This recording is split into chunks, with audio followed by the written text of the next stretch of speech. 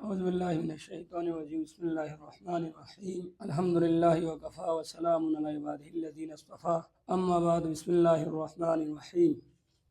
اللہ تبارک و تعالیٰ کی فضل و کرم سے آج سے ہماری درس کا جو سبق ہوگا سورہ البقرہ کے حوالے سے، تو سب سے پہلے انشاءاللہ ان کی ترجمہ لکھوایا جائے گا۔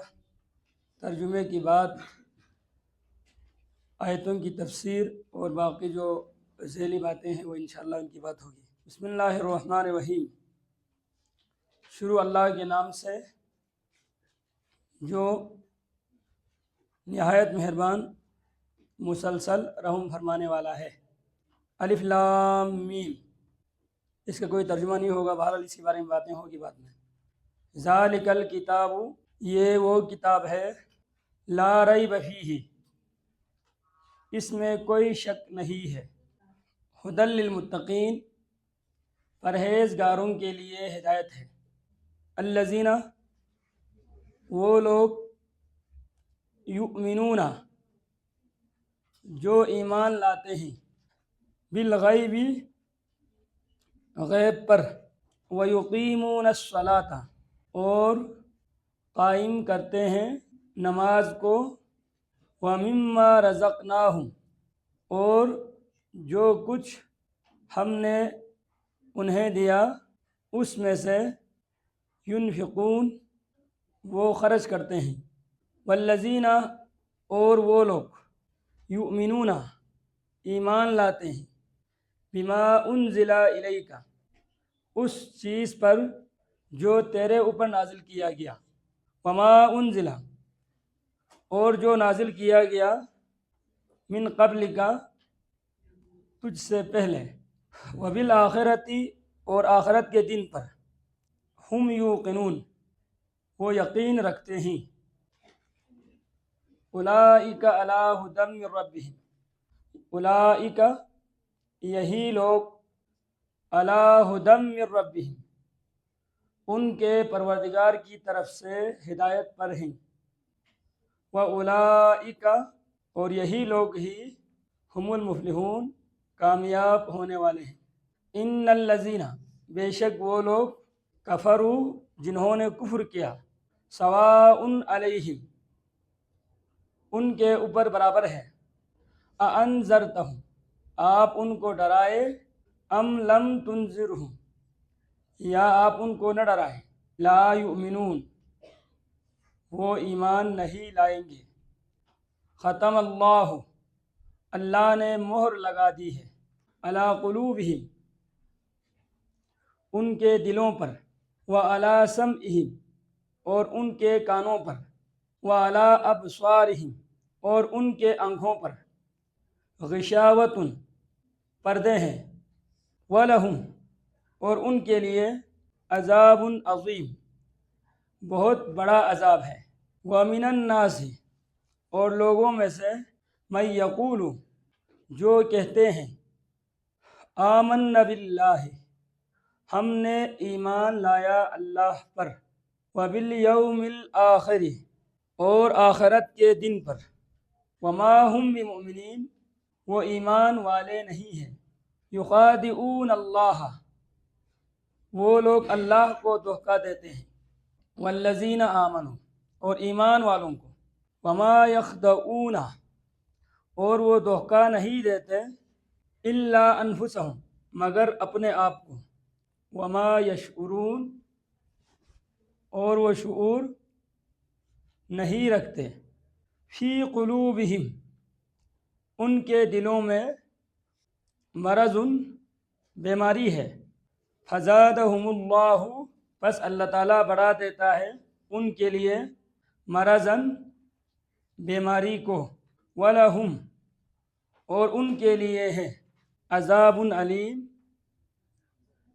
دردناک عذاب یا تکلیف دہ عذاب، بما کانوا یکذبون، اس وجہ سے وہ جھوٹ بولتے تھے، وَإِذَا قِيلَ لَهُمْ، اور جب کہا جاتا ان کے لیے، لا تفسدوا، فساد مت پھیلاؤ، فی الارض، زمین میں، قالوا، وہ کہتے ہیں، انما نحن مصلحون، ہم تو اصلاح کرنے والے ہیں، الا خبردار، انہم ہم المفسدون، وہی لوگ ہی فساد مچانے والے ہیں، ولکن لا یشعرون، لیکن وہ سمجھتے نہیں ہیں، وَإِذَا قِيلَ لَهُمْ، اور جب کہا جاتا ہے ان کو، آمنو، ایمان لے آؤ، کما آمن الناس، جیسا کہ دوسرے لوگ ایمان لائے ہیں، قالو، وہ کہتے ہیں، انؤمنو، کیا ہم ایمان لائیں، کما آمن السفہاء، جیسا کہ بیوقوف لوگوں نے ایمان لایا ہے، الا خبردار، انہم ہم السفہاء، وہی لوگ ہی حقیقت میں بیوقوف ہیں، ولکن لا یعلمون، لیکن وہ علم نہیں رکھتے یا وہ نہیں جانتے، وَإِذَا لَقُوا الَّذِينَ آمَنُوا، اور جب ایمان والوں سے ملتے ہیں، قالوا، وہ کہتے ہیں، آمنا، ہم نے ایمان لایا، وَإِذَا خَلَوْا، اور جب اکیلے ہوتے ہیں یا تنہائی میں ہوتے ہیں، اِلَىٰ شَيَاطِینِہِمْ، اپنے شیطان دوستوں کے ساتھ، قالوا، کہتے ہیں وہ، اِنَّا مَعَکُمْ، بے شک ہم تمہارے ساتھ ہیں، اِنَّمَا نَحْنُ مُسْتَہْزِئُونَ،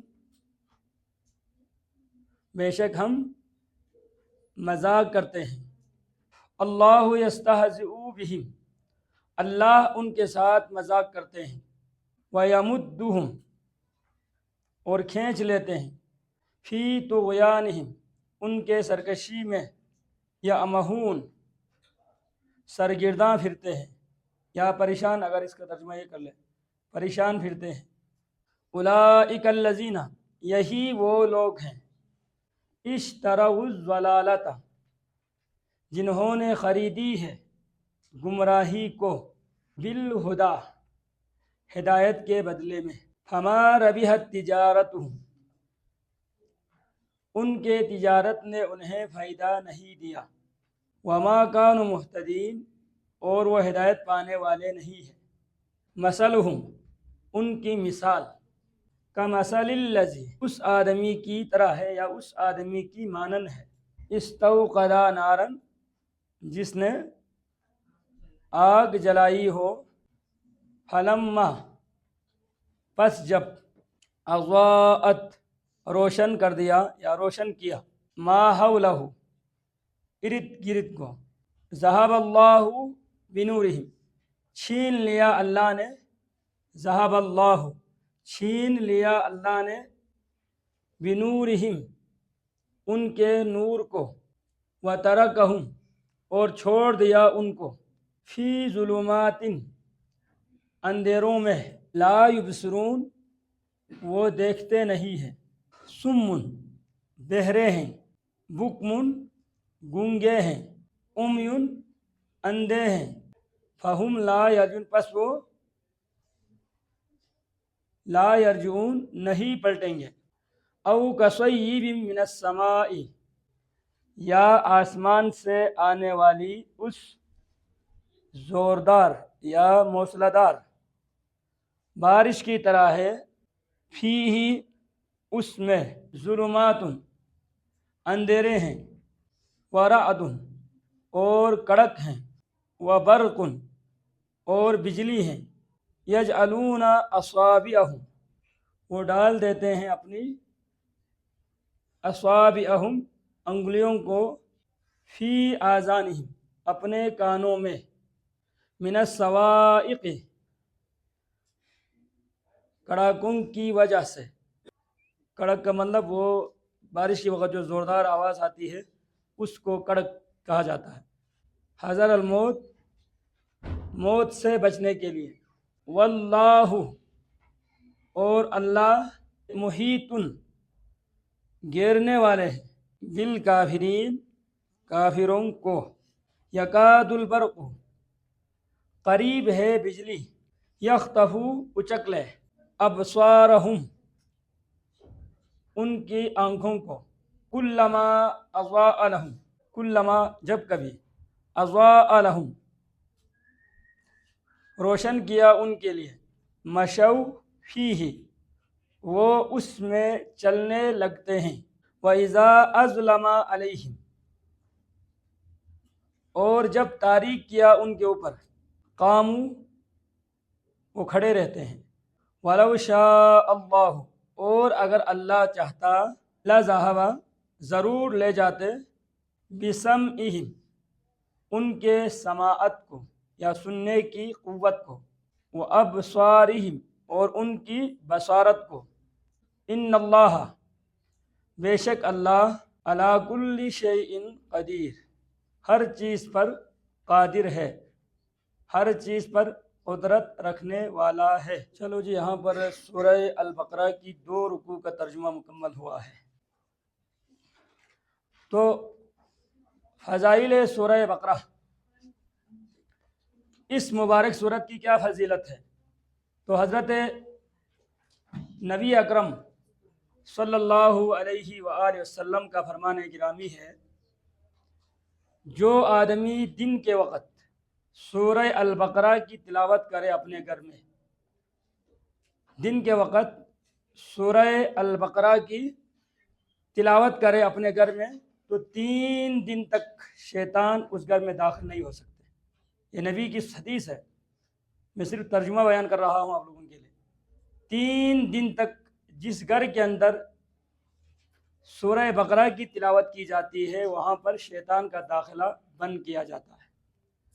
اور اسی طریقے سے جس گھر کے اندر رات کو سورہ البقرہ کی تلاوت ہوتی ہے، یا جس گھر کے اندر سورہ بقرہ کی تلاوت رات کو کی جاتی ہے، تو 3 راتوں تک سورہ البقرہ کی تلاوت کی وجہ سے شیطان کا داخلہ وہاں پر بند کر دیا جاتا ہے۔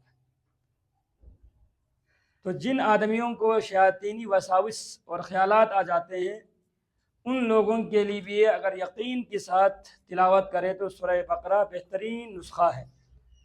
جب سورہ بقرہ کی تلاوت سے گھر کے اندر شیطان کا داخلہ ممنوع ہو، تو آپ خود اس سے اندازہ کر سکتے ہیں کہ جن لوگوں نے اپنی زبانوں سے سورہ بقرہ کی تلاوت کی ہے، ان کی دلوں میں شیطانی وساوس داخل نہیں ہو سکتے۔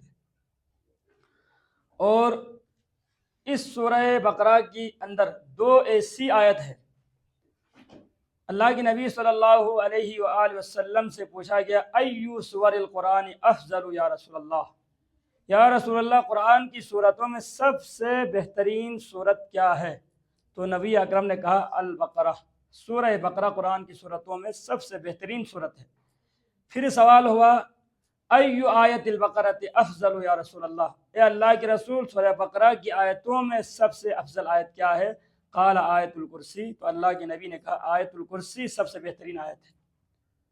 اور اس سورہ بقرہ اور سورہ آل عمران دونوں کی فضیلت کے حوالے سے نبی اکرم کی حدیث ہے، جو آدمی سورہ البقرہ اور سورہ آل عمران، جو اس سورت کی بات آئے گی، اس سورت کی تلاوت کرے تو قیامت کے دن 2 نور کی شکل میں سائبان کے انداز میں، مطلب سائبان کی طرح یہ 2 سورت ان کی سروں پر سایہ کرے گا۔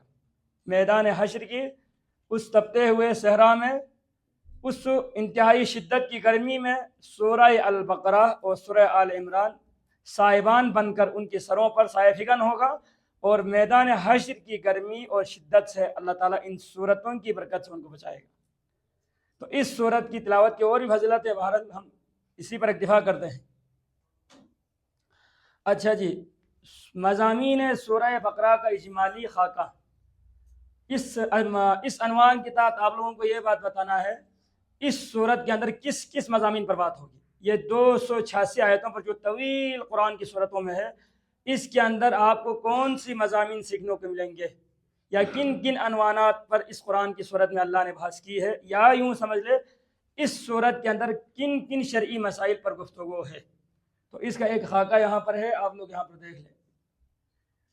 نمبر 1، ایمان کے اوصاف۔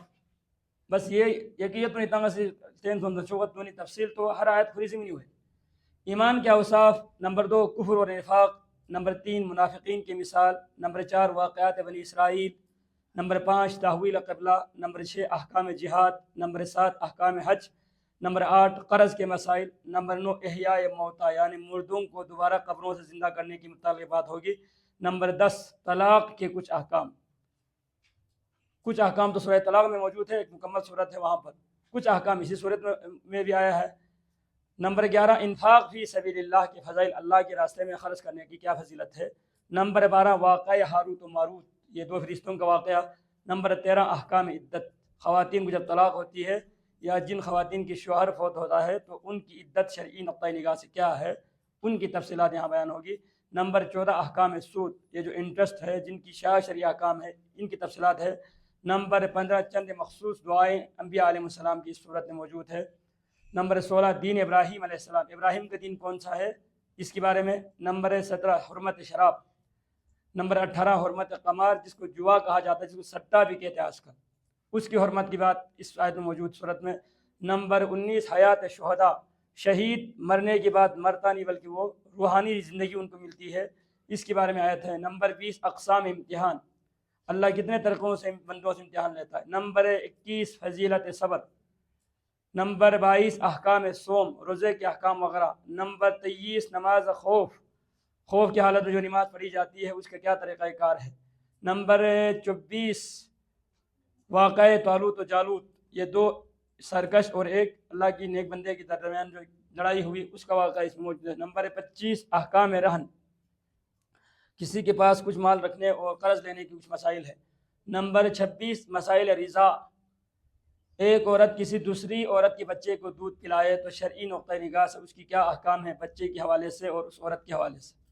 نمبر 28 اعلان امامت کے حوالے سے احکام موجود ہے۔ نمبر 19 یہود و نصارہ کے باطل مذمومات، ان کی جو باطل کچھ خیالات جن کی بھرپور تردید کی ہے اس صورت میں۔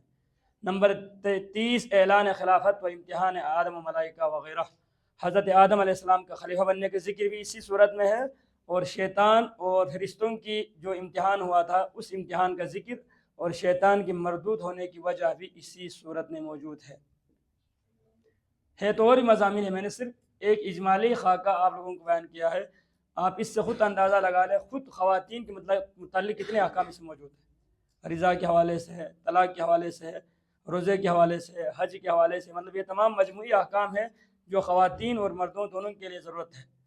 تو سورہ بقرہ کی وجہ تسمیہ کا مطلب کیا ہے، یعنی اس سورت کو یہ نام کیوں رکھا گیا، اس سورت کا نام البقرہ کس وجہ سے رکھا گیا۔ بقرہ کا معنی کیا ہے،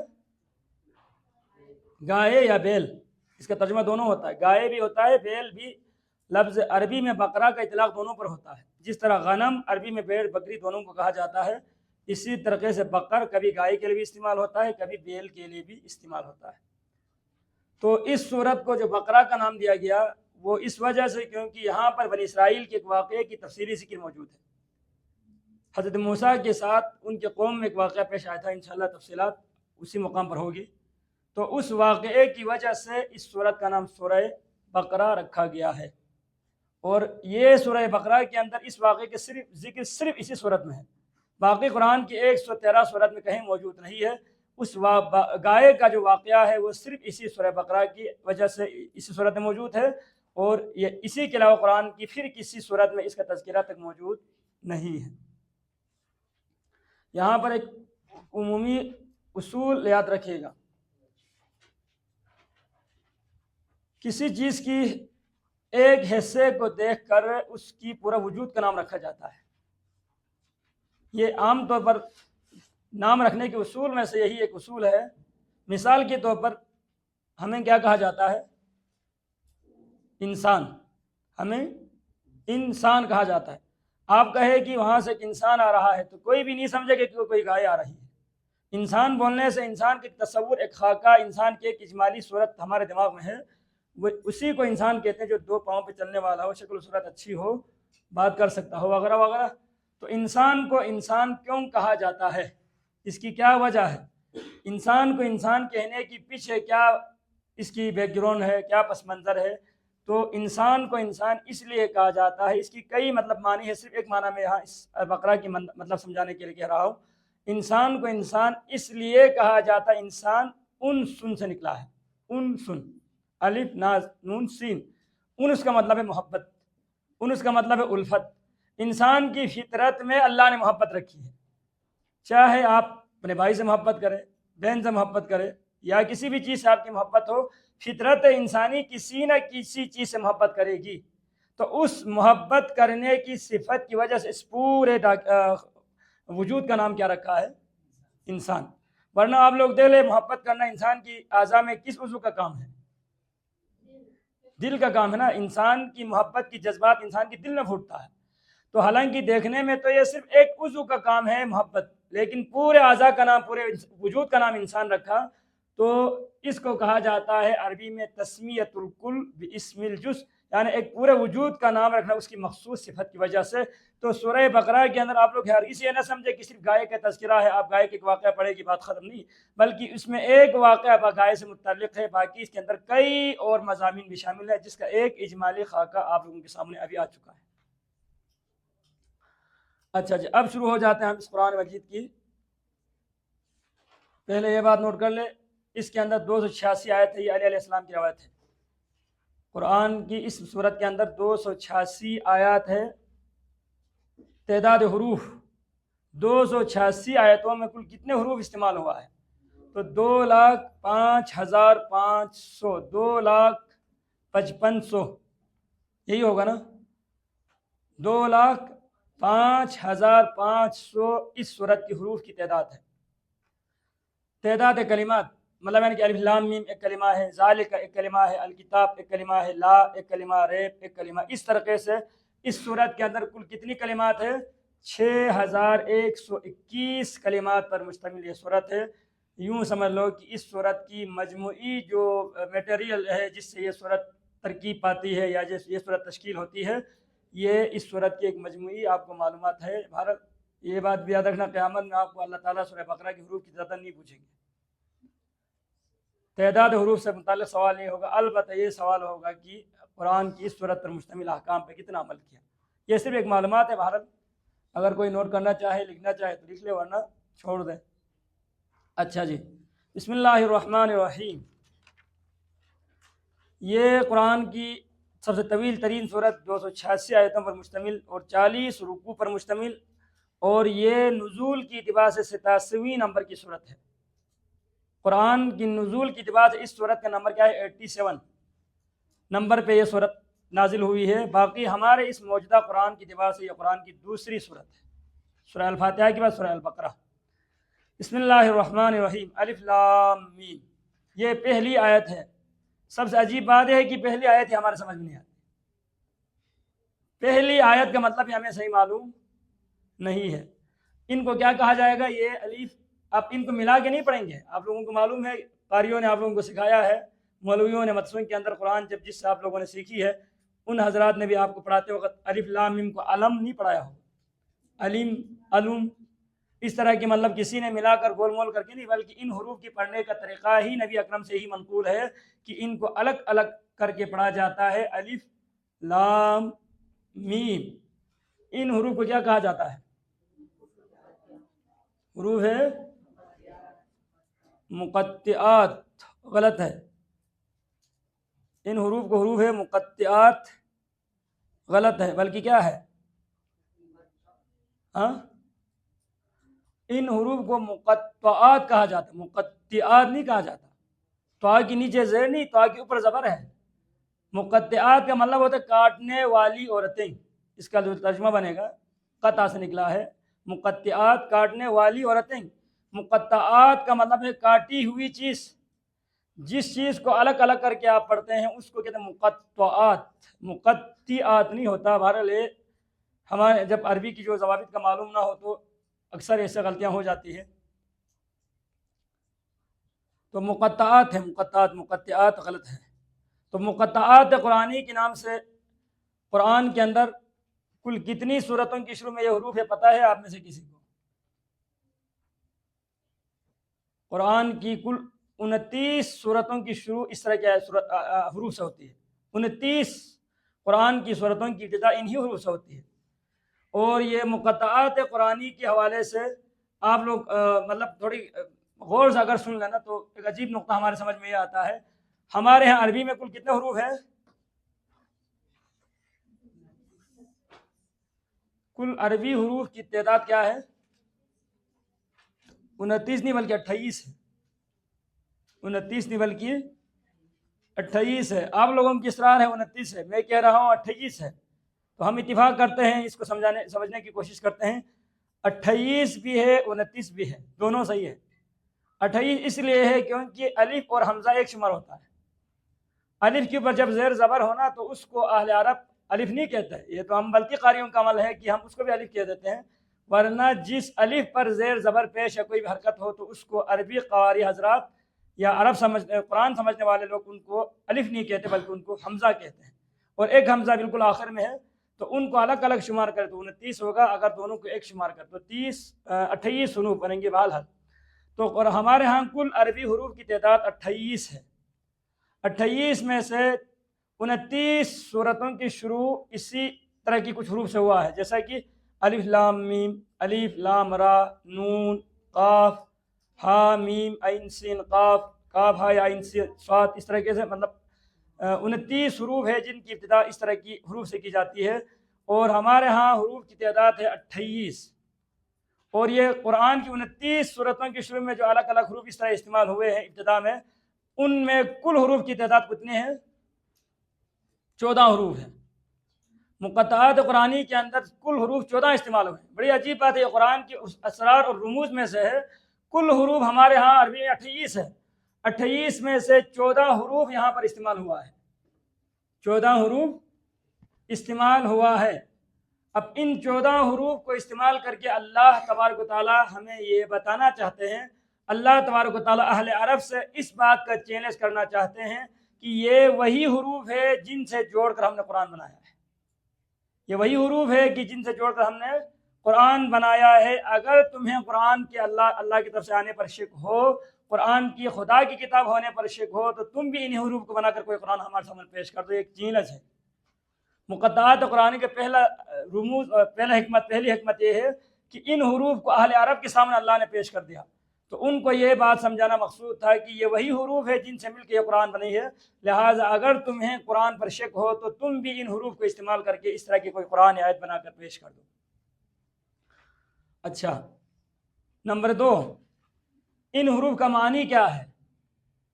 ان حروف کا معنی کیا ہے یہ بہرحال کئی جگہوں پر آئے گا. آج میں اس کو بہرحال سمجھا کے آگے پھر دوسری جگہوں پر جب یہ آیتیں آئے گی تو وہاں پر ان کی مزید باتیں نہیں ہوگی. تو ان حروف کا معنی کیا ہے؟ تو ان حروف کے بارے میں کچھ مفسرین نے لکھا ہے, جس میں حضرت امام جعفر الصادق علیہ السلام بھی شامل ہے. اس کا کہنا ہے کہ الف لام میم اللہ تعالیٰ کی 3 ناموں کا کیا ہے؟ مخفف ہے, جس کو ایبریویشن کہا جاتا ہے نا, کسی حرف کو شارٹ کر کے کرنا, جیسا کہ ڈی سی کہتے ہیں نا, اصل میں پورے ڈپٹی کمشنر کا مخفف ہے ڈی سی, یا وی آئی پی کہتے ہیں آپ لوگ, ویری امپورٹنٹ پلیس یا پرسن. اس طرح کی مطلب چیزوں کے لیے شارٹ کر حروف استعمال کیا جاتا ہے. تو حضرت امام جعفر صادق کا کہنا ہے کہ الف لام میم اس کا مطلب یہ ہے کہ ان اللہ اعلم, ان اللہ اعلم, یا اس کا ترجمہ ہے ان اللہ الملک. الف لام میم کا ترجمہ کیا ہے؟ میں اللہ بادشاہ ہوں, یا ان اللہ اعلم میں اللہ جانتا ہوں. یہ اس کا ایک ترجمہ امام جعفر صادق سے منقول ہے. اور الف لام میم اور مقطعات قرآنی کے حوالے سے بہت سے مفسرین نے یہ بات لکھی ہے, یہ اللہ تعالیٰ کی اسرار اور رموز میں سے ہے جس پر اللہ نے بندوں کو اطلاع ہی نہیں دی, جس کی معنی اللہ نے بندوں کو بتایا ہی نہیں ہے. ہر آسمانی کتابوں کے اندر کچھ نہ کچھ راز کی باتیں ہوتی تھی. تورات میں بھی ہے, انجیل میں ہے, زبور میں ہے, دوسرے آسمانی صحائف کے اندر بھی اس طرح کی کچھ اسرار اور رموز, جس کو آپ کیا کہتے ہیں, یہ کچھ مخصوص متی بالتی کے تحت چسکت رہتے ہیں, بالتی کا تنگ سے چسکت رہتے, مطلب یعنی کہ 2 آدمیوں کے بیچ میں کچھ ایسے آپس کی باتیں ہیں کہ جو وہ دونوں تو سمجھ لیتا ہے لیکن دوسرا تیسرا آدمی ان کے متعلق کچھ نہیں سمجھ پاتے, جس کو کی ورڈ کہا جاتا ہے. کی ورڈ یعنی کہ کچھ ایسے چیزیں ہیں کہ جو ان دونوں کے درمیان میں بیچ میں ہے کہ اشارے سے وہ دونوں تو بات سمجھ لیتے لیکن دوسرے لوگوں کو ان کی باتیں سمجھ میں نہیں آتی. تو اس طرح سے قرآن کی ان صورتوں کی شروع میں جو اس طرح کی چند حروف جن کو الگ الگ کر کے پڑھا جاتا ہے, یہ اللہ اور محمد کے بیچ میں ایک راز ہے. یہ اسرار خداوندی میں سے ایک سر ہے جن کی علم صرف اللہ کے پاس موجود ہے اور محمد رسول اللہ کے پاس موجود ہے. اور الف لام میم کے بارے میں ایک قول یہ بھی ہے، مطلب یہ صرف اس کے بارے میں نہیں بلکہ تمام مقطعات قرآنی کے متعلق ایک بات علماء نے یہ بھی لکھی ہے، یہ ہر صورت کا نام ہے، یہ ہر صورتوں کا کیا ہے نام ہے. جیسا کہ طٰہٰ یہ بھی مقطع ہے، یاسین، نون، قاف، صاد ہے نا، قرآن سے فنمین کبیلا ہاں. تو قرآن ہی صورت متپے شروع کی ہو تو حروف استعمال ہوئے. تو صاد ہم کا صورت چکن، نون یولا یہاں سورہ قلم سازرت یولا سورہ نون سازرت، قاف یولا سورہ قاف زرت یاد الیا من تحت سورہ القرآن المجید سب من تحت. اب یہ تو علماء کرام سے بھی کہ الف لام میم یہ اسی صورت کا نام ہے. اور کچھ علماء نے لکھا ہے الف لام میم اللہ تعالیٰ کے اسماء میں سے نام ہے. خدای منتا سامت بن نہیں 99 غطان بتایت بن غطان پتمت تی اسمائی تعداد خامت بن 4000 سے زائد اللہ کا نام ہے. ان ناموں میں سے خود قرآن کی جو اس طرح کی صورتوں کی شروع میں کچھ نام ہے یہ بھی اللہ کے ناموں میں سے ایک نام ہے. اور کچھ حضرات نے لکھا ہے ان صورتوں کی شروع میں جو نام آئے نا وہ خود اس قرآن کے ناموں میں سے ایک نام ہے. قرآن 55 منتا قرآن خری الگ الگ انداز تو ان ناموں میں سے ایک نام ان صورتوں کی شروع میں جو مختلف حروف ہے وہی ہے. اور کچھ حضرات علماء نے لکھا ہے ان قرآن کی صورتوں کی شروع میں جو الگ الگ حروف ہے وہ محمد رسول اللہ کے نام ہے. خدا تعالیٰ رسول منتا خون ہے.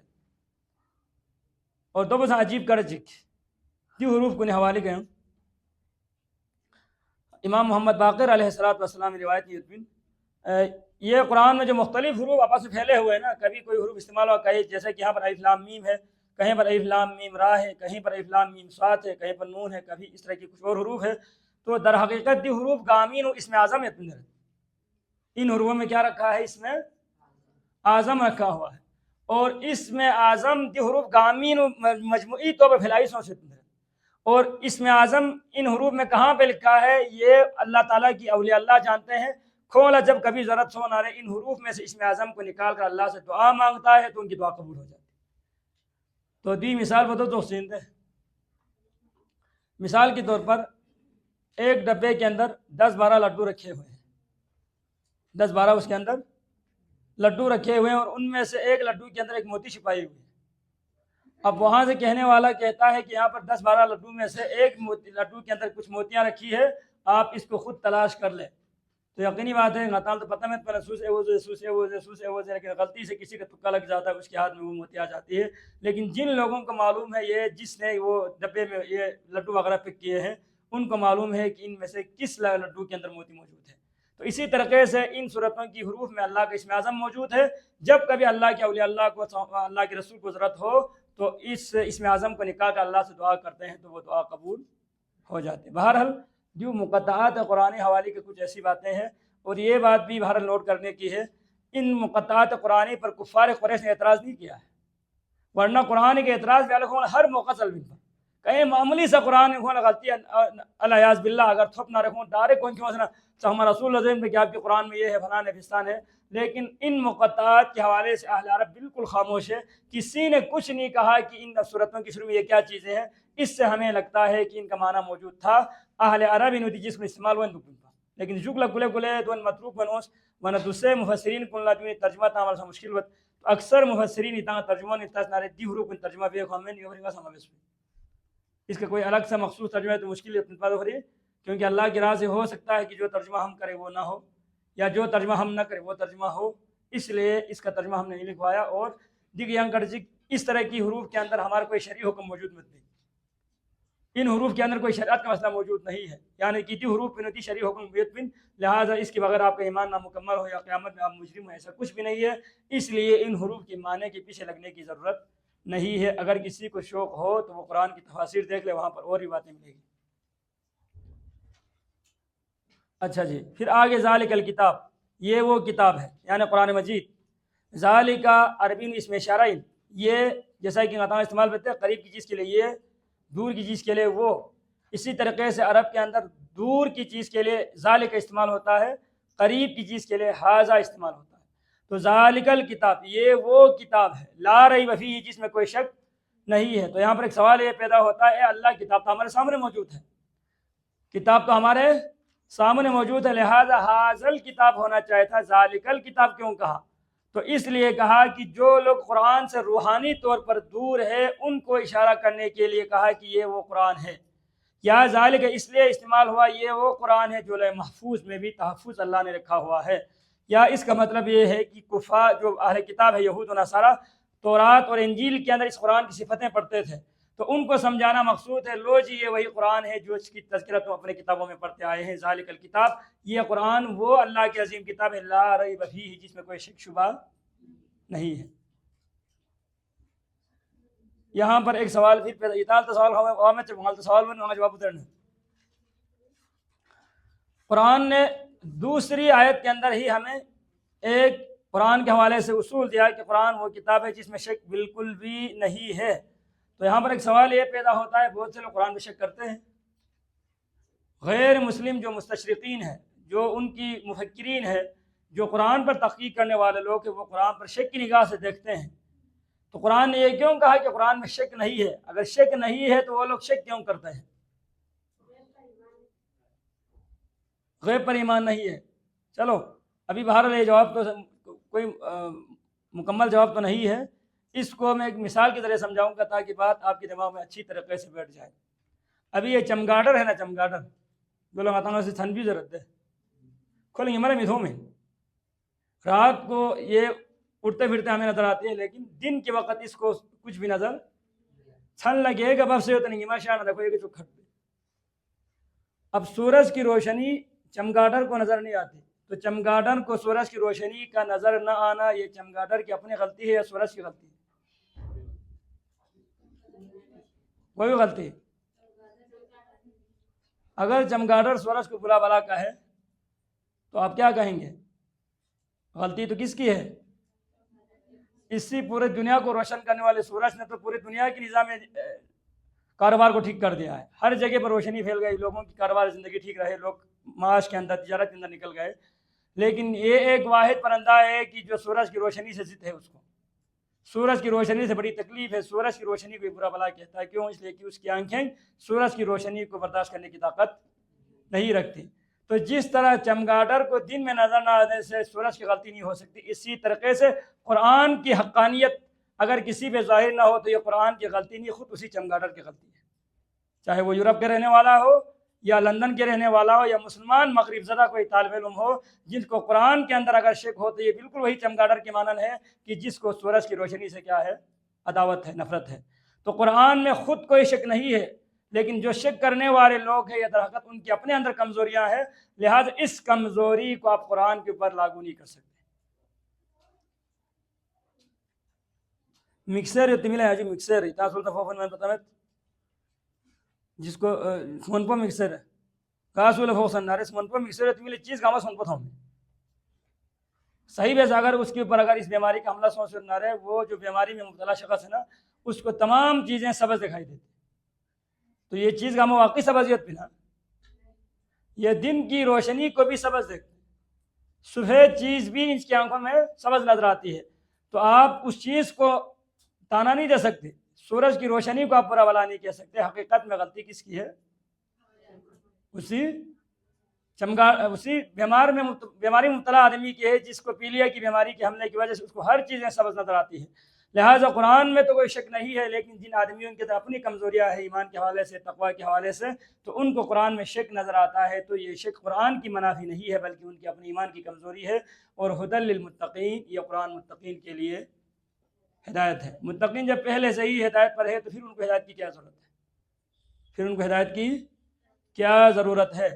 تو یہی سوال کا جواب ہم نے آپ لوگوں کو سورہ بقرہ کی فاتحہ کی اس آیت میں اہدنا الصراط المستقیم میں سمجھایا تھا۔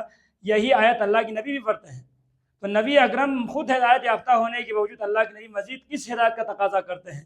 تو اس کا مطلب یعنی کہ ہدایت کی کئی درجات ہیں، ہدایت کی کئی درجات ہیں۔ یوں سمجھ لو ہدایت ایک سیڑھی کی مانند ہے، ہر سیڑھی سے اوپر ایک سیڑھی ہوتا ہے، تو ہر سیڑھی کے نیچے بھی ایک سیڑھی ہے۔ آپ کو اللہ نے ایمان دی ہے تو آپ ہدایت کے کچھ درجے میں ہے، ابھی کچھ درجہ ہمیں پانا ہے، ولایت کی درجے ہیں، اللہ کی قربت کی درجے ہیں، اللہ تعالیٰ کی ذات میں عشق اور فنا ہونے کے کچھ درجات ہیں، ان کو حاصل کرنا ہمارے لیے ممکن ہے۔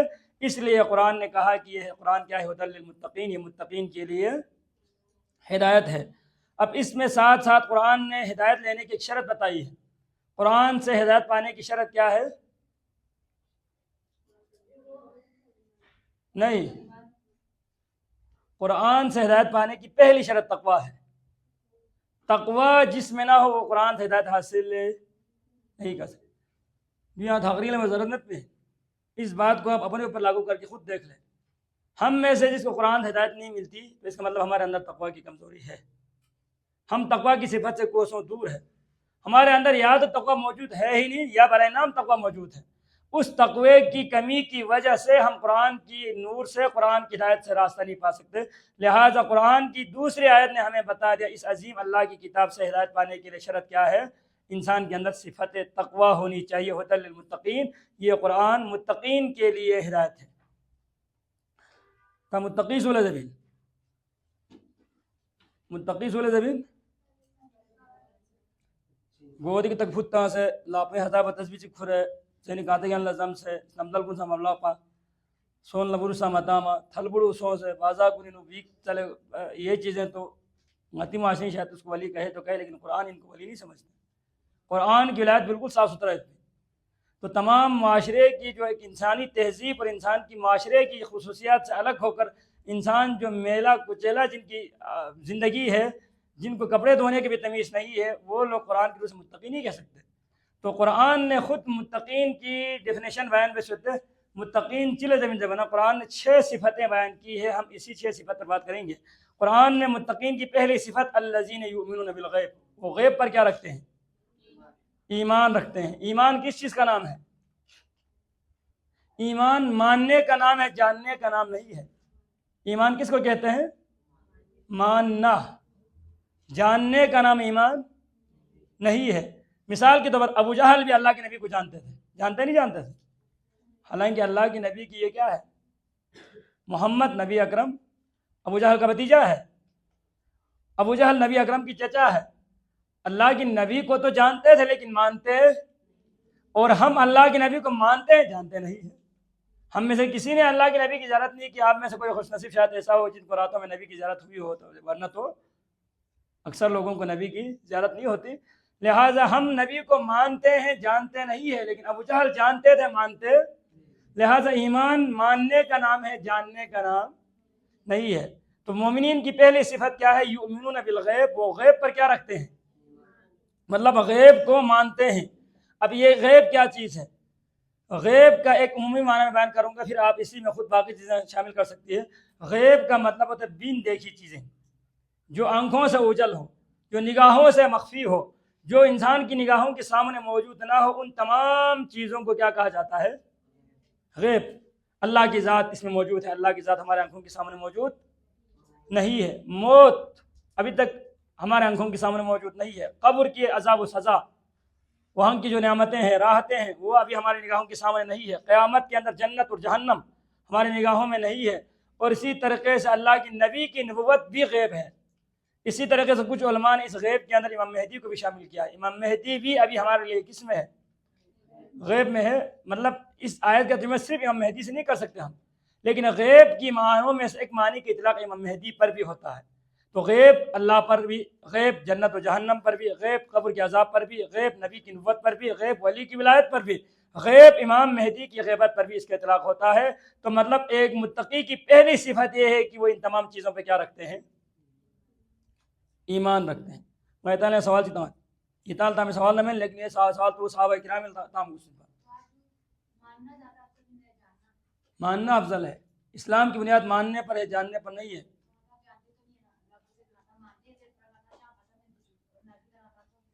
یہاں اللہ بارے چی مطلب جانکاری ہوا اس میں، مطلب آپ کیا جاننا چاہتے ہیں؟ بالکل نہیں. ابھی تو یہ ہے نا کہ ایک آدمی ہے جو اللہ کے نبی کو جانتے ہیں، ایک ہے جو اللہ کے نبی کو مانتے ہیں. ہم بظاہر اللہ کے نبی کو ان کی صفتیں تو ہم جانتے ہیں. نبی اکرم کی ناک کی بلندی ہے تھی، مطلب جتنے بھی اللہ کے نبی کی صفتیں ہیں وہ تو ہم جانتے ہیں. لیکن صرف جاننے سے قیامت میں نجات نہیں ہو سکتی. ماننے سے ہوتی عمل وہ الگ مسئلہ ہے. عمل کا اس سے کوئی تعلق نہیں ہے. عمل کا ایمان الگ ہے، اسلام الگ ہے. یہ سوال بڑا معقول سوال ہے، لیکن دوسرے طرح اتنا زیادہ سب جو نماز نہیں کرتا محمد. تو ایمان ماننے کا نام ہے، اسلام عمل کا نام ہے. ایمان اور اسلام کا جگہ چکے استعمال میں نہیں تھے جو کوئی ایمان میں تھے. حالانکہ ایمان الگ ہے، اسلام الگ ہے. ایمان ماننے کا نام ہے، اسلام عمل کا نام ہے. تو یہاں حضرت کی کیا مویس نے شوپنا بھران میں فستان میں سنا، وہ تو الگ مسئلہ ہے، عمل کی کمزوری ہے. لیکن مثال کے طور پر دین جو نانا ہے کون سے کھولا مطلب صاحب رسول خدائی نبی ان جب حد تک تو کھولا پتہ ہے، لیکن اللہ کے نبی کی سیرت کا کچھ پتہ نہیں سنا. اللہ کے نبی نام اس کے پھر نام ارکل پھر نام ہجرت پہ سنا. اللہ کے نبی نے کتنے جنگیاں لڑی ہے، اللہ کے نبی کے اوپر کیا کیا زخم آئے، اللہ کے نبی نے قوم کے لیے کیا دعائیں کی، کچھ پتہ نہیں ہے. لیکن وہ اللہ کے نبی کی نبوت پر ایمان رکھتے ہیں تو قیامت میں اس کی نجات ممکن ہے. لیکن ایک آدمی جو یہ ساری چیزیں جانتا ہے، دوسرے صاحب رسول سیرت غیر مسلم کی لفظ سے اتنی زیادہ ان کی تحقیق ہے اللہ کے نبی کی سیرت پر، ایک ایک چیز کو ان لوگوں نے کیا کہتے ہیں بال کی کھال اتار دیا. لیکن کوئی بھی اسلام کے عالم دین یا کوئی بھی شخص یہ فتویٰ نہیں دے سکتے کہ اللہ کی نبی کی اتنی گہری زندگی کا مطالعہ کرنے پر کوئی غیر مسلم جنت میں جا سکتے ہیں. وہ جانتے تو ہے لیکن مانتے نہیں ہے.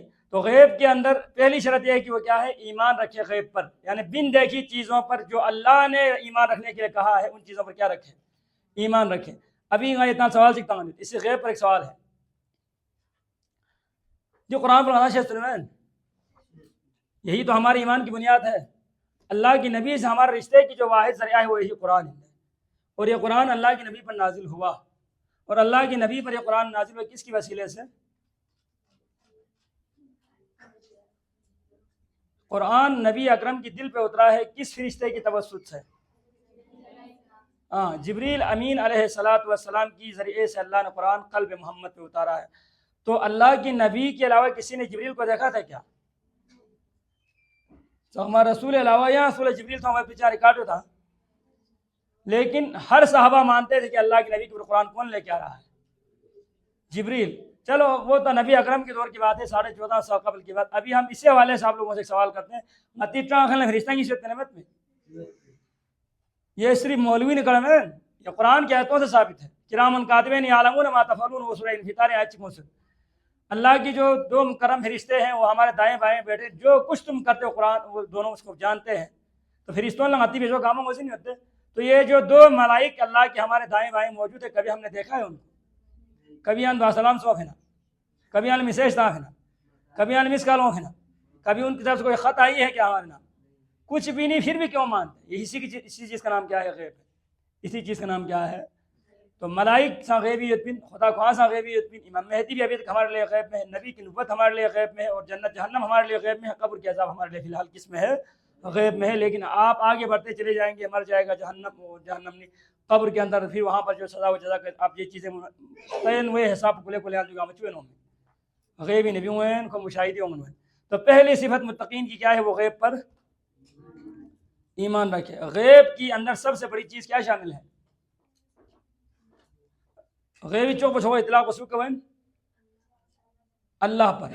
غیب میں سب سے جو عام چیز ہے وہ کیا ہے؟ اللہ ہے. یعنی کہ متقین اللہ کی ذات پر ایمان رکھتے ہیں. وَيُقِيمُونَ الصَّلَاةَ، اور دوسری شرط یا دوسری صفت متقین کی اقامت الصلاۃ، وہ نماز قائم کرتے ہیں، نماز پڑھتے ہیں نہیں ہے، نماز قائم کرتے ہیں. وَيُقِيمُونَ الصَّلَاةَ، وہ نماز قائم کرتے ہیں. اقامت کا مطلب کیا ہے؟ یہ توجہ ہے کہ تمہیں ترینگل سے جتنا سست ہوں گے محرم وجہ صوفی نسل امام حسین خام کو کس کے تصور ہوتے من ندری تی کلازم جستی فامت. ہاں گرمی دی بنگے سامت. تو قرآن اسے وَيُقِيمُونَ الصَّلَاةَ جیسے وہ متقین نماز قائم کرتے ہیں. ترجمہ سمجھو بھی سکتے ہیں، نماز ادا کرتے ہیں. ترجمہ ادا اور اقامت میں فرق کرتے ہیں. اقامت مطلب وہ چیز بنا یعنی کہ یہاں صرف چنفت سے کیا ایک گیلی لکڑی آپ آگ کے اندر ڈال کے اس کو سیدھی کر دیں.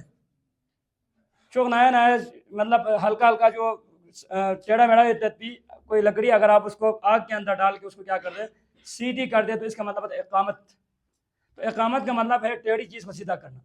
تو یہاں پر اقامت صلاۃ مطلب صرف یعنی کہ گوڑ سا میں تدبی پھیکٹے میں وقت سا پتہ میں تدبی وضو سا ٹھیک میں تدبی رکوع سا پتہ میں تدبی سجدہ سا پتہ میں تدبی، جس کو ہمارے زبان میں کمپیوٹرائز فیکٹس میں یہ کیا ہے؟ کوئی کمپیوٹرائز ڈپلیکیٹ نماز ہے. تو اس طرح کی نماز خدا مطلوب میں تھی. وہاں پر آپ کے قرآن نے حکم دے کہ اقامت صلاۃ نماز قائم کرے. نماز قائم کرنے کا مطلب نماز حدود سے خیال ہے اپنے چک ارکان نماز نصف، آداب نماز سم، مستحبات نماز جی، واجبات نماز غا، فرائض نماز رک اور اوقات نماز ظم. یہ 7 چیزوں کو پورا کر کے پڑھنے کا نام ہے اقامت الصلاۃ.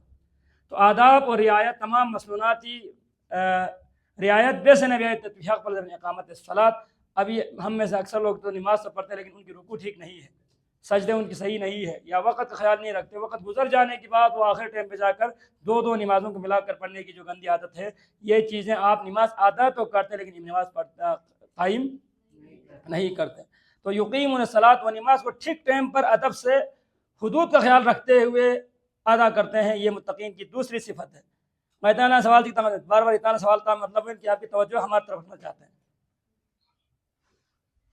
حدیث قرآن آیت قرآن ان الصلاۃ تنہی عن الفحشاء والمنکر، بے شک نماز انسان کو برائی اور بے حیائی کی کاموں سے روکتی ہے. بتا حق میں نہیں ہوتا لیکن اتفاق سے دو نہیں رہا تھا. یہی تو مسئلہ ہے، توجہ کی کمی ہے آج کی کلاس میں.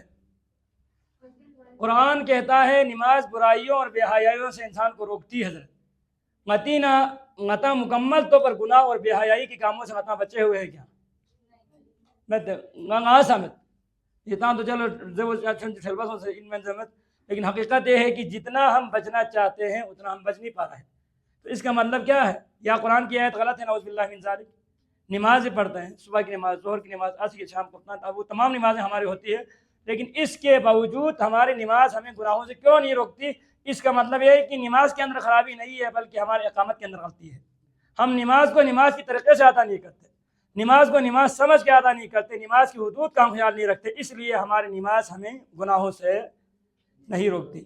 اور یہ کہ اتنا خود پتہ ہوگا اس کی اتفاق پچنی فاق چوبے میں جب اگر یہ زندگی نیکوکاری اور مطلب یہ ہے کہ نماز ٹھیک ہے، اگر گناہوں سے دن بدن دلچسپی بڑھتی چلی جا رہی ہے، گناہوں پر دلہری بڑھتی جا رہی ہے، تو اس کا مطلب آپ کی نماز ایک ظاہری رسم کے نام پہ ادا کی جا رہی ہے، حقیقت میں آپ نماز کی روحانیت سے کوسوں دور ہے. تو متقین کی دوسری صفت و اقامت اس یقیمون الصلاۃ، نماز قائم کرتے ہیں. وَمِمَّا رَزَقْنَاهُمْ يُنْفِقُونَ، اور ہم نے جو رزق ان کو دیا ہے اس میں سے وہ کیا کرتے ہیں؟ خرچ کرتے ہیں. یہاں پر ایک اہم بات سمجھنا ہے، انفاق فی سبیل اللہ کی فضیلت، یعنی اللہ کی راستے میں خرچ کرنا. تو متقین کی تیسری صفت کیا ہے؟ جو ہم نے انہیں رزق دیا اس میں سے وہ اللہ کے راستے میں خرچ کرتے ہیں. تو رزق چلے زمین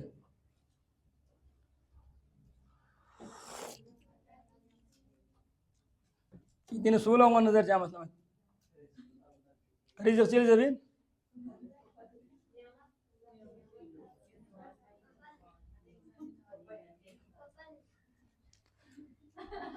رزق چلے زمین پپالا زمین جو تو دیا مطلب اکثر پتہ ہے ان کی رزق کا مطلب ہم چپاتی روٹی لیتے ہیں، لیکن حقیقت یہ ہے لفظ رزق کی اطلاق صرف اس پر نہیں ہوتا.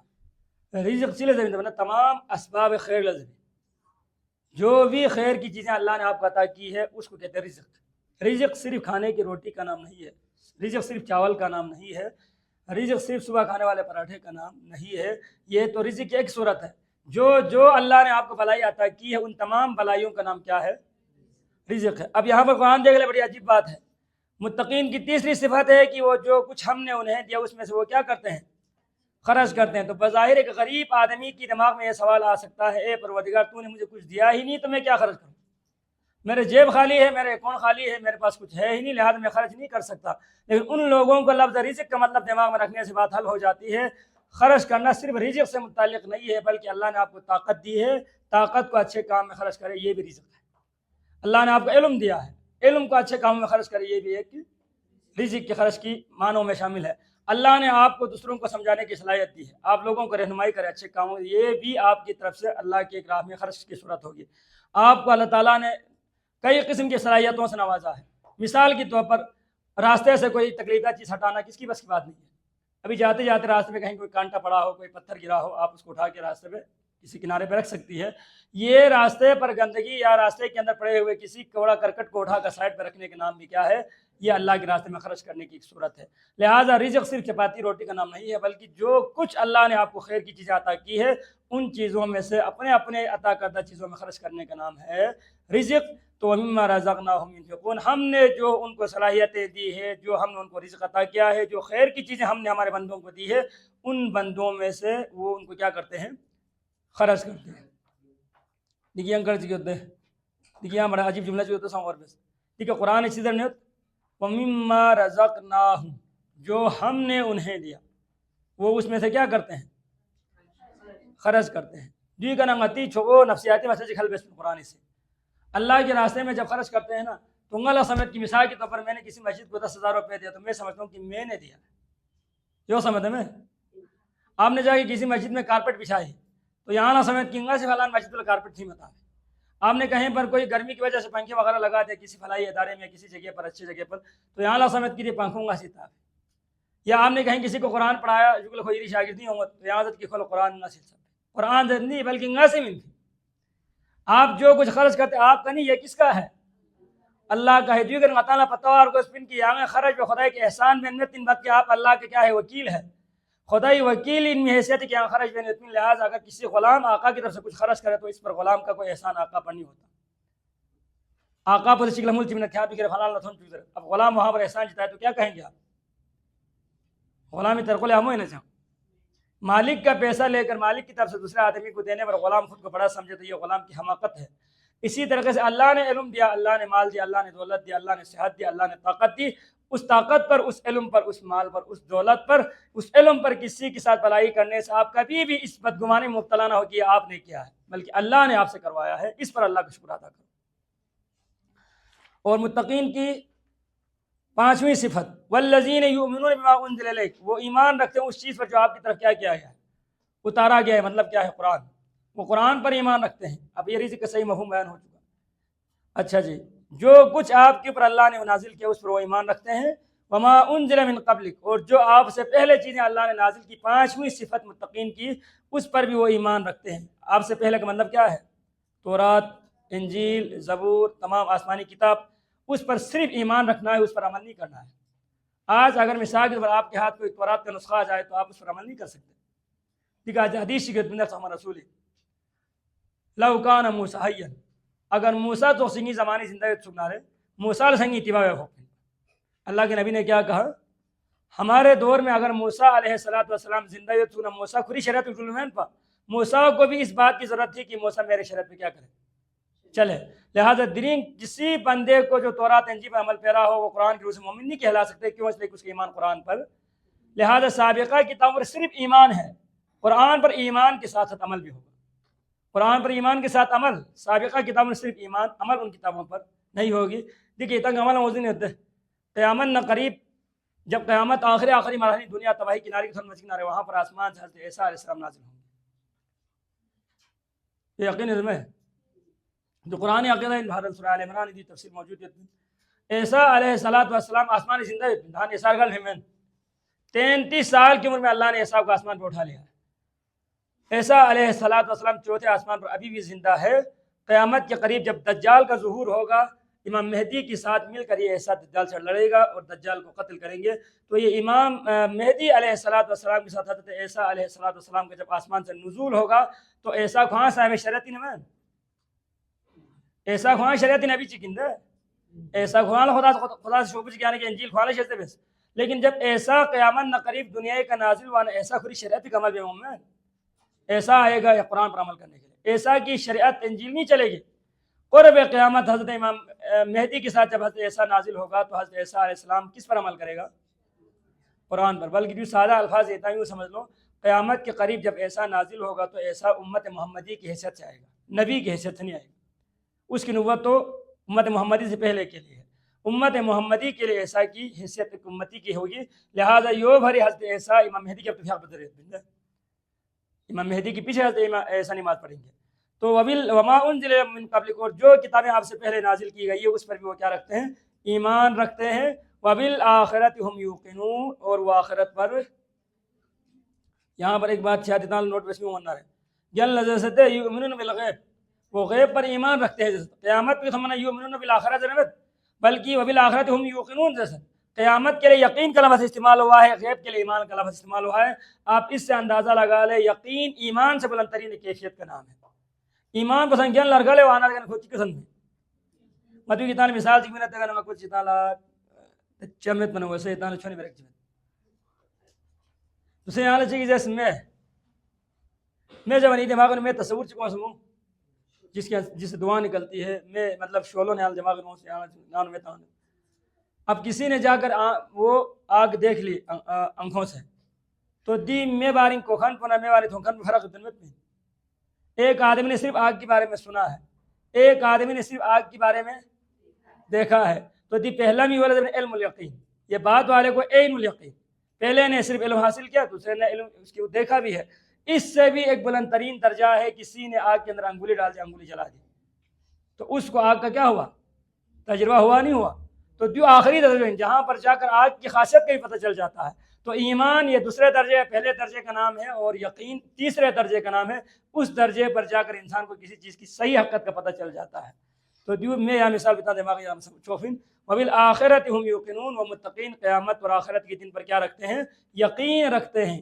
اولئک علی ھدی من ربہم، اب دیکھو خدا نے 6 صفتیں سیسن آپ آخر پہ خداوند تعالی مومنین کو بشارت شذبن خوشخبری شذبن چی شذبن اولئک علی ھدی من ربہم، یہی لوگ اللہ کی طرف سے ہدایت پر ہیں، یہی لوگ اللہ کی طرف سے ہدایت یافتہ ہے، واولئک هم المفلحون، اور یہی لوگ کامیاب ہونے والے ہیں۔ یہ لفظ کی شاذف ہے، یہ اگر سوزن 50 روپے نم علی ھدی من ربہم، یہی 6 صفتوں والے لوگ ہدایت پر ہیں اور یہی لوگ کامیاب ہیں۔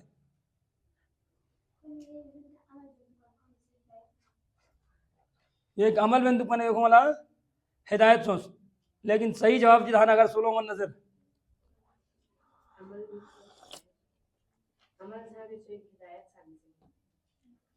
دوسرا جامع معقول جواب کی محسوس نہیں متقین تو دیگر بشارت نہیں سوچ رہے میں، یعنی کہ قرآن اسی دی من المتقین ذرا دیونین میں راجوں پر خداوند تعالی میں صفات کو پیدا بیسیت دی متقین صفات تمین لا دی آیت نمبر 5 کوئی کتن من خدا چکا سجمت یون کھتی رب پویر لنا ہدایتی کے سائیت پین اور یون فلاح سائیت پین کامیابی سائیت پین۔ تو مطلب یہاں پر ایک چیز ان کی ہدایت پر ہونے کی بشارت ہے اور ایک چیز کامیابی کا ہے، یہاں پر 2 بشارتیں اس لیے ہے، ہدایت پر ہونے کا تعلق دنیا سے، فلاح کا تعلق آخرت سے۔ دنیا ہی کہوں ہدایتی کی پین، قیامت بھی کامیابی کی، مطلب ان لوگوں کی دنیا بھی کیا ہے مزے کی ہے اور قیامت بھی ان کی کیا ہے کامیابی کے۔ اس لیے قرآن کے ایک جملے کے اندر متقین کی دنیا کی خوشخبری بھی آ گئی، قیامت کی خوشخبری بھی آ گئی۔ ابتدائی 2 رکوع میں 3 گروہ کا تذکرہ ہے، جسے ماتنگ سے ہوئے تطبیع یا 2 رکوع کی ترجمے میں آپ لوگوں نے خود بھی اندازہ لگایا ہوگا، 3 گروہ اس کے اندر شامل ہیں، 3 گروہوں کا تذکرہ ہوا ہے۔ گروہ چک کوئی تذکرہ 5 آیت نوست، ایک گروہ کا تذکرہ 2 آیتوں میں ہے، تیسرے گروہ کا تذکرہ 13 آیتوں میں ہے۔ تو ٹوٹل سمس ہوں 13 جمع 5 18، 18 جمع 2 20۔ تو ابھی ہم نے کل 20 آیتوں کی جو ترجمہ لکھوائے ہیں، اس میں بنیادی طور پر آپ نے 3 گروہوں کے متعلق کچھ بیان کیا ہے قرآن نے۔ پہلا گروہ ہے متقین کا، جن کی 5 صفتیں بیان ہوئی اور جن کی ہدایت کے بھی اللہ نے بشارت دے دی۔ دوسرا گروہ ہے کفار، یہ 2 آیتوں میں آیت نمبر 6 اور آیت نمبر 7 میں کافروں کا ذکر ہے، ان الذین کفروا سواء علیہم سے لے کر آگے عذاب عظیم تک۔ اس میں دوسرا گروہ ہے کافر، اور تیسرا گروہ ہے جن کو کہتے ہیں منافق۔ منافقین کا ذکر قرآن کی 13 آیتوں میں ذکر ہوا ہے، 13 آیتوں میں منافقین کا تذکرہ ہے۔ تو ٹوٹل آج کے ہمارے سبق کا جو بنیادی خلاصہ ہے وہ یہی ہے، ہم نے 3 گروہوں کا تذکرہ پڑھا ہے، ایک گروہ متقین اور مومنین کا ہے، ایک گروہ کفار کا ہے، اور ایک گروہ منافقین کا ہے۔ متقین کی صفتیں 5 آیتوں میں، کفار کی صفتیں 2 آیتوں میں، اور منافقین کی صفتیں 13 آیتوں میں۔ دنیا کے اندر عمومی اصول چیزیں ہیں، کوئی بھی تحریک انقلاب، کوئی بھی اگر جماعت چک یا پارٹی چک وجود ہونا ہے، اس پارٹی کے ساتھ لوگوں کی 3 قسم کے رویے بنتے ہیں۔ یا تو پہلے گروہ وہ ہے کہ جو اس پارٹی کو مانتے ہیں، اس تحریک کا حصہ بننا چاہتے ہیں، اس تحریک کے لیے تن من دن سب کچھ قربان کرنا چاہتے ہیں، اس تحریک سے یوں منسلک ہونے والے لوگوں کو کہتے ہیں مسلمان، مطلب اس کے اوپر سب کچھ نچھاور کرنے کے لیے تیار ہو جاتا ہے۔ اور دوسرا گروہ اس کی مکمل اپوزٹ میں ہے، مکمل مخالفت میں ہے، ہر ممکن کوشش سے اس تحریک کو روکنے کی کوشش کرتا ہے، اس کو کہتے ہیں کفار۔ اور تیسرا ایک درمیان کا گروہ ہے جس کی ایک پاؤں اس طرف ہے ایک پاؤں اس طرف ہے، نہ وہ کٹ کے اس طرف جاتے ہیں نہ کٹ کے وہ اس کے مخالفین کے گروہ میں شامل ہے، بلکہ وہ کیا ہے، آدھی تیر آدھی بٹیر کی وہ مصداق ہے، کبھی وہ اس طرف چلے جاتے ہیں کبھی اس طرف چلے جاتے ہیں، ان کا نام ہے منافق۔ قرآن کی اصطلاح میں کافر سے زیادہ منافق مشکل ہے۔ منافق کو مارے آستین کہا جاتا ہے، یہ ہمارے دامن میں چھپے ہوئے سانپ ہے جو کسی وقت بھی ڈس سکتے ہیں، اس لیے قرآن نے منافقین کی زیادہ تفصیل سے بیان کی ہے۔ قرآن نے ایک مکمل سورت منافقین پر آیا، 28ویں پارے میں سورہ منافقون ہے، اور سورہ توبہ کے اندر بھی منافقین کی صفتوں کا بیان ہوا ہے۔ معاشرے کے لیے منافقین کی حیثیت ایک ناسور سے کم نہیں ہے۔ معاشرے کی ترقی کے لیے، اسلام کی ترقی کے لیے، رسول اللہ سے دشمنی کے لیے یہ منافقین سب سے آگے تھے۔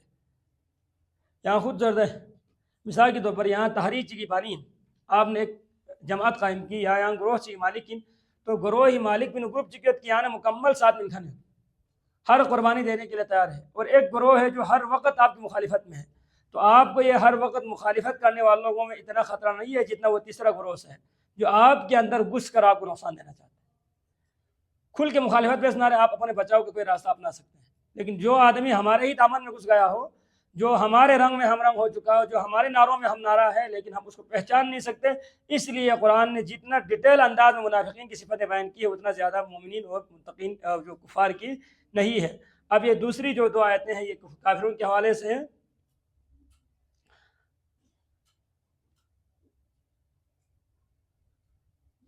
اچھا جی، ان الذین کفروا، بے شک وہ لوگ جو کافر ہوئے، برابر ہے آپ ان کو ڈرائے یا نہ ڈرائے یہ ایمان نہیں لائیں گے۔ اللہ نے ان کی دلوں پہ مہر لگا دی ہے، ان کے کانوں پر بھی مہر ہے اور ان کی آنکھوں پر پردے پڑے ہوئے ہیں، اور اللہ نے ان کے لیے تکلیف بڑا عذاب تیار کر رکھا ہے۔ یہاں پر سب سے پہلے بات آپ یہ نوٹ کر لیں، یہ قرآن کی بنیادی اصطلاحات میں سے، یہ آپ کو اکثر جگہوں پر کام آئے گا۔ کفر کس کو کہتے ہیں؟ کفر کی حقیقت کیا ہے؟ دیدان آگے تک گوش پہ قرآن بار بار استعمال بندو پہ کفر، کافر، کفار، کافرین وغیرہ وغیرہ قرآن اصطلاح کو مومن، تو ان تمام کا بنیادی جو حروف ہے وہ کفر ہے، کاف فا را۔ تو کفر کفر کی بنیادی اور لغوی معنی کیا ہے؟ نہیں، کفر لغوی معنی پر چھپانا۔ کفر کس کو کہتے ہیں؟ چھپانے کو کہتے ہیں۔ یو فری عربینو کسان لسان کفار زمین جی بھی تب کھانے ہوتے ہیں، کسان ہے جو فارمر جو کھیتوں میں کھیتی باڑی کے کام کرتے، کاشتکاری بھی کھان کنلا عربینو قرآن کھاؤں کافر سے، تو دیکھیں کافر سے مراد جہنمی و کافر مومن۔ وہاں پر کسانوں کو کافر کیوں کہا جاتا ہے؟ اس لیے کہ وہ بیج کو زمین میں چھپاتا ہے، وہ بیج کو زمین کے اندر دبا دیتا ہے، اس لیے قرآن نے کسان کو بھی کیا کہا ہے؟ اور عربینو سن لسان کافر زمین، رات کو بھی عربی میں کفر کہا جاتا ہے، کیوں؟ اس لیے کہ رات کی تاریکی تمام چیزوں کو اپنے اندر چھپا لیتی ہے۔ نمالت ہوں میں چیز کا مطلب نہ تھوں گا لمپ ہانٹ کی ہوں میں، لہٰذا رات کو بھی عربی میں کیا کہتے ہیں؟ اور ناپوڑ تلس آیا سیاہ گھوڑے کو بھی عربی میں کافر کہتے ہیں، کیوں؟ اس لیے کہ اس کے اندر سفید داغ نظر نہیں آتا، اس کے اندر سفیدی چھپ جاتا ہے، اس لیے اس گھوڑے کو بھی عربی میں کافر کہتے ہیں۔ اسی طریقے سے کھجور لسان عربی میں کافر ہے۔ کفر کا اطلاق کس پر بھی ہوتا ہے؟ کیونکہ وہ سیاہ ہے نا، جو عربی جو خالص اجوا کھجور وغیرہ ہے جو قیمتی وہ بالکل سیاہ رنگ کا ہوتا ہے، تو اس کے اندر باقی رنگ نظر نہیں آتا، اس لیے عربی میں اس لفظ کا اطلاق اس پر بھی ہوتا ہے۔ تو اب اس حوالے سے بعد میں جو شرعی اصطلاح ہے، شرعی اصطلاح میں کافر کس کو کہتے ہیں؟ وہ آدمی جو فطرت انسانی کی آواز کو دبائے۔ آپ کی فطرت کے اندر توحید موجود ہے، یہ فطرت کوئی نہیں آجو یہاں اگر معاشری دباؤ کننا، معاشرے کے اندر جو آپ کے لوگوں سے لینا دینا ہے، یہ تمام چیز کو اگر یہاں منقطع پہ سے آپ کسی پہاڑ کے اوپر آپ کو رکھ دیں یا کسی صحرا میں کسی سے بھی آپ کا کوئی تعلق لینا دینا نہ ہو، تو یہ فطرت بھی نہیں یہاں خدایت جو پتہ ہے، یہ آپ کی فطرت کی آواز آپ کو آئے گی کہ کوئی اللہ موجود ہے، تو یہاں خود تو خود سمجھو میں۔ لیکن ابھی جو غیر مسلم ہے جو اللہ کی ذات کو انکار کرتے ہیں، تو چاہ فطری آواز کو دبائی بسکتے ہیں، تو فطری آواز کو دبا کر اسلام کی حقانیت کو تسلیم نہ کرنے کا نام کیا ہے؟ کافر ہے۔ بعد میں کافر وہ شرعی اصطلاحات جو اسلام کی حقانیت اور اسلام کے اراکین کی، اسلام کے اصولوں کی انکار کرتے ہیں، ان کو چھپانے کی کوشش کرتے ہیں، لہٰذا کفر اصل مطلب چھپانا اب قرآن ضرورت کافر کو لے آنگا سے شوق نسل یہاں ما شوق نسل کو ایمان دیکھے سوال چک پیدا ہوئے نہیں جب کھول آپ اس کو ڈرائے یا نہ ڈرائے وہ ایمان تو اللہ کی نبی کے ڈرانے کا فائدہ کیا ہو؟ سوال سمجھ میں میں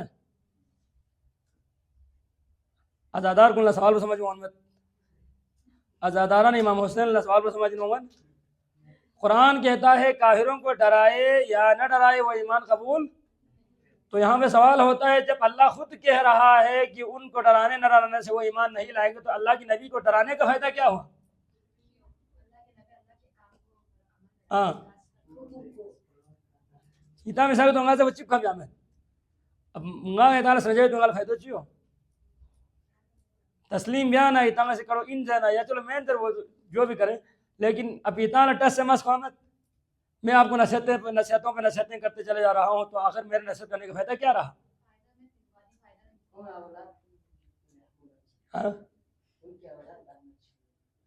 اولاد تو اچھی ہونے کے لیے اللہ کے نبی کو اولاد کیا تبلیغ کرنا چاہیے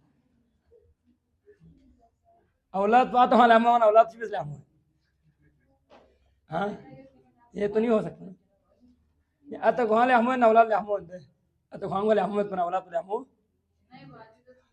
پہنچی سوال پر سمجھ ہونر میں قرآن اسی دو ٹوک فیصلہ ویسے کہ لا یؤمنون و ایمان نہیں لائیں گے خدا یہ قسل ہندی ہوتی ہے ظلم والعصمت لیکن سامان رسول اللہ حضرت کی آنگا نے کھوں شوق نسان جہنم میں شتنا یا خدای ناراضگی کھوں لما شوق نسان کھوں ایمان کیوں کھن میں تو دیکھا میں سوال پتہ ان کی پروردگار آپ نے خود کہہ دیا کہ ان کی ڈرانے نہ ڈرانے سے وہ ایمان قبول نہیں کرتے لہذا تیرے نبی کا ان کو ڈرانا کیا فائدہ رکھتا ہے؟ وہی تو نے حکم کیوں دیا یہی حکم دینے پر تو ہمارا سوال ہے پیغام صرف پہنچانا نہیں پیغام پہنچانے کی کوئی فائدہ بھی ہونا چاہیے تھا نا فائدہ ہو ہمارا معصوم پیغام چلو اتنا اللہ کے نبی کی سوالے کو ایک منٹ کے لیے چھوڑ دیں اتنا سے مثال کے طور پر گھر کے اندر کوئی چھوٹی سی اتنا سے باغ اس کے اندر پھل پھول وغیرہ لگاتے ہیں دین تب ہمیں چکا مسکے ساتھ تب فائدہ ہی رہتا آپ اتنی جو محنت کرتے ہیں مطلب لط تنگن نہ رہے چھو تنگن نہ رہے مطلب اس کے اندر جو کانٹے ہیں ان کو کھانے کی کوشش میں تو مطلب آنے کی دین چیز کیسے نہ رہے تب پگاما سا زخمی دیکھے نہ رہے آخر آپ کو کھیتی باڑی کرنے کا فائدہ کیا ہوگا یوں آتا ہے نسو سے متا سو سے جی بھی چنگ ہم مسکے نہ بس میں نے یہ کام کرنا ہے جب آتا کوئی پاگل آدمی ہوگا جو ایسا کرے ورنہ جی بھی جب کوئی پیداوار ہاتھ نہ آئے تو ہم کو یہ کام کرنے کے لیے تیار اور اللہ کی نبی کی تبلیغ کا پیداوار یہی ہدایت ہے نبی لوگوں کو تبلیغ کرتا ہے ہدایت کے لیے اللہ کے قریب لے جانے کے لیے اور کافروں کے لیے آپ کے ساتھ کوئی فائدہ نہیں دے گا تو ہمارا سوال یہ ہے کہ اے اللہ جب کافروں کے لیے نبی کی تبلیغ نبی کا ڈرانا نہ ڈرانا کوئی فائدہ نہیں دیتا تو آخر اس کو ڈرانے کا حکم آپ نے کیوں دیا؟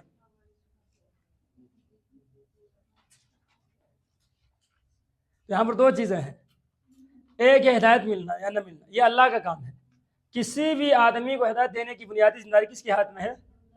اللہ کے ہاتھ میں ہدایت دینے والا اللہ ہے میں یہد اللہ وهو المہتد قرآن نے کہا جس کو اللہ نے ہدایت دیا وہ ہدایت یافتہ ہے وَمَن يُضْلِلْ فَلَن تَجِدَ لَهُ وَلِيًّا مُرْشِدًا جس کو اللہ گمراہ کرے کوئی راستہ دکھا نہیں سکتے تو یہ ہدایت الگ ہے پھر اللہ کے نبی کو جو ان کو ڈرانے کا حکم دیا وہ اتمام حجت کے لیے ہے وہ کس کے لیے ہے؟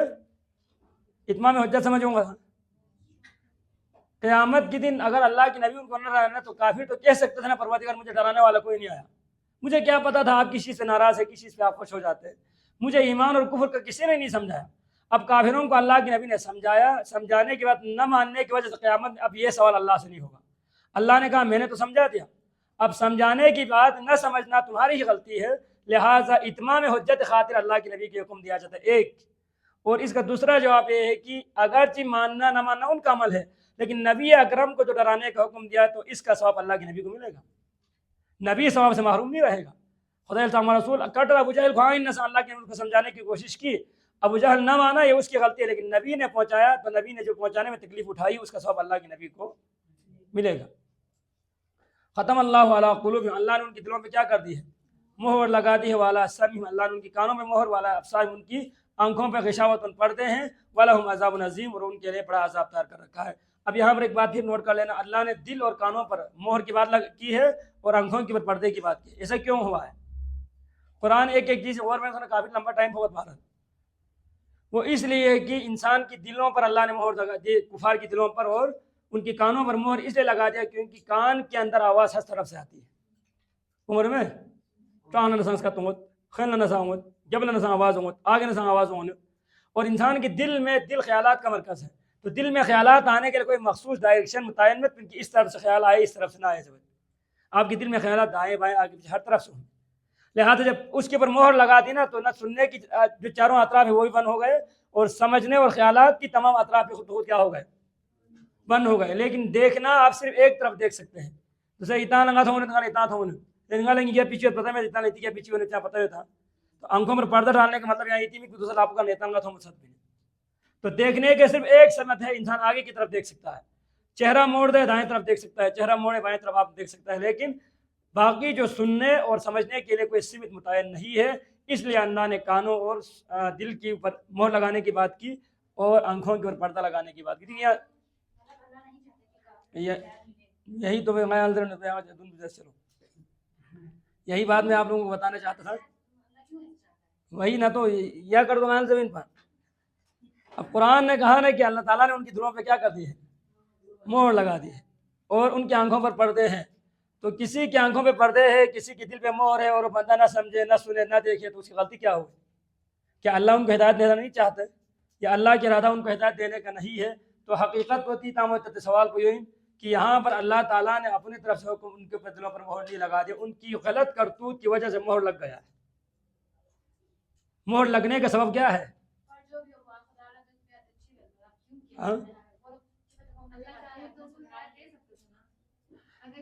وہی نہ تو یہ پھر وہی خرچالوں ہوتے سوال پوائنٹ ہے. اللہ نے آپ کو دنیا کے اندر پیدا کر دیا، راستہ دونوں دکھا دیا، لیکن اب آپ کی مرضی ہے، آپ نے غلط انتخاب کیا تو اللہ کیا کرے؟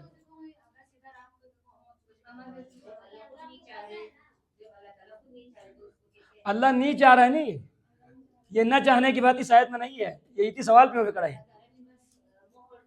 یہی نہ تو اللہ نے مہر لگا دیا، بات بالکل صحیح ہے، لیکن چاہنے نہ چاہنے کی کوئی بات اس آیت میں موجود نہیں ہے. ابھی میں اسی کے جواب دے رہا ہوں کہ اللہ نے ان کی دلوں میں مہر لگا دیا، تو مہر لگانے کا مطلب کیا اللہ ان کی ہدایت نہیں چاہتے؟ تو میں کہہ رہا ہوں، یہ صرف میں نہیں بلکہ باقی مفسرین نے بھی اسی کے جواب یہی لکھا ہے، اللہ نے ان کی دلوں میں مہر جو لگا دیا ہے نا، یہ مہر اللہ تعالیٰ نے ایسے ہی نہیں لگا دیا، بلکہ ان لوگوں کی کفر کی وجہ سے ان کی دل ہی ایسا ہو گئے کہ وہ مہر لگنے والا بن گیا. ان لوگوں نے مہر لگنے کا سبب خود پیدا کیا ہے. اب مثال کے طور پر دوسرے اتنا گرمی ہوتے ہیں، اتنا چھت پر اتنا سو سے تو جتنا دن چوک سو اتنی گرمی کے اندر اتنا مکمل طور پر وہ رحم چوگا پر ڈریس اگر تم گلو خراب ہونے یہ گلا خراب ہونے کا عمل پانی نے کیا ہے، آپ نے کیا ہے، تو پھر پانی کو کیوں آپ کوستے ہو؟ اسباب تو آپ نے خود پیدا کیا نا. یہاں سے تھوڑے شروع ہونے چاہے سب ایونٹ میں، لیکن آپ نے چاہا کہ بالکل اتنا ٹھنڈا پانی تھا اس کی جس کی وجہ سے آپ کا گلا ہی بیٹھ گیا، تو اس کا مطلب یعنی کہ پانی کی غلطی نہیں، یہ پینے والے کی غلطی ہے. تو کافروں نے نافرمانی کر کر کے اپنے آپ کو اس درجے پہ لے کے گئے، اب ان کی دلوں پر کفر کی وجہ سے کیا لگ گیا، اللہ نے شروع میں نہیں لگا دیا. شکل کفر ویسے ویسے ویسے نہ آخر کی تھنگا تھن مچی نہ نہیں پہنچتے نے سوچ کی آخر وہ مہر زدہ بن گئے، اور اس طرح سے آنکھوں پر پردے آ گئے، ان کے لیے قیامت میں عذاب عظیم تیار ہے. اب یہاں سے آگے تیسرا گروہ کا ذکر ہے، جس کی میں اجمالی طور پر آپ لوگوں کو کچھ بیان کر کے یہاں سے چھٹی. یہ تیسرا گروہ ہے منافقین. اب نفاق کس کو کہا جاتا ہے؟ او حضر جہاں مسئلہ میں نتال کی خوش کھٹا دولے انفاق زمین، یہ نفاق ہے. انفاق اور نفاق میں فرق ہے. ہاں نفاق کا انگریزی میں جو ترجمہ ہے نا، اتنا انگریز جو تھوڑا بہت اطلاع نفاق کو جو ترجمہ عام انگریزی میں جو اس کا ترجمہ ڈبل فیس سے کیا جاتا ہے، دو چہرہ واد. لیکن کیونکہ صحیح ترجمہ میں یہ دوغلاپن، ڈبل چہرہ، بے رخی آدمی، یہ جتنے بھی جو نام ہے نا، یہ در حقیقت یہ کوئی مختلف تعبیریں، حقیقت میں لفظ نفاق میں جو معنی ہے وہ معنی یہ سب نہیں ہے. میں سمجھ کیوں نہ رہے نفاق حقیقت سمجھو میں. نفاق اصل پکانے بھی نافقی کا نبی، اس کا اصل کیا ہے؟ نافقہ. یہ کیا ہے؟ نفاق کے اصل جو حروف ہے وہ کیا ہے؟ نافقہ. نافقہ نافقہ جنگلی بھی جنگلی ایک چوہے کا نام ہے نافقہ.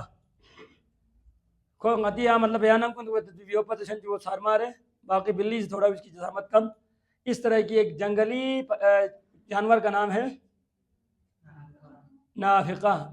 فیاتوں پہ نہیں تھا سولے فیاتوں پہ روک لت ہوتا ہے سمن پر سمر سواٹ رہتے ہیں تو دو چوک مطلب شاید ہو سکتا ہے کہ یہ ٹی وی کے ساتھ اتنا ڈسکور ہونی نہ ہوتا ہے. تو دے نفاق دے نافقی نے بھی اور نافقہ اصل انہوں دے جنگلی جانور پلزی بھی دی جانور پہ علاس پچھی ہے خود چھانپ شندے جو دی جانور پہ چھانپ ہوتے ہیں ویسا شند کہ خود چھانپ ہوئی سائٹ چک پلک ہوئی چک دروازے اپن ایک جگہ جنہیں خوشور ہوتی لام سکھا. یہ دو راستے بناتے ہیں پوری پیل پہ یہ دو راستے رکھتے ہیں. اگر اس راستے سے کوئی کتا حملہ کرے تو فوراً نیچے گھس کر دوسرے راستے سے وہ دور نکل جاتا. تو وہاں سے نفاق نکلا ہے. نفاق کا حقیقت وہاں سے نکلا ہے. یہ نافقہ اس جانور کا نام ہے جنگل کے اندر جو اپنے بل کی دو راستے بناتے ہیں. یہاں سے گھس جاتا ہے اور فوراً اندر سے وہ کہیں اور نکل جاتا ہے. تو اس سے بعد میں یہ ایک نفاق کا جو اصطلاح بن گئی شریعت کے اندر جس کو آپ کے ترجمے میں دو چہرے والے سامنے کچھ اور آگے کچھ اور انسان کے سامنے آ کر ایمان کا اظہار کرے اور پیچھے جا کے انسان کفر کا اظہار کرے. تو اسلامی ناظم نے نفاق سے زمین زبان پہ ایمان کا اقرار کرنا دل کے اندر کفر کا چھپانے کا نام کیا ہے اسلامی نفاق ہوتا زمین. باقی یہ اصل حقیقت لفظ کا اس جانور سے نکلا ہے. اب یہ لفظ جانور بخوری کرتی منافقوں نے حرکت یہ بھی دو راستے بناتے. ایک راستہ کہاں کھلے گا کفار کی طرف دوسرا راستہ ان کی کہاں کھلے گا مومنین کی طرف.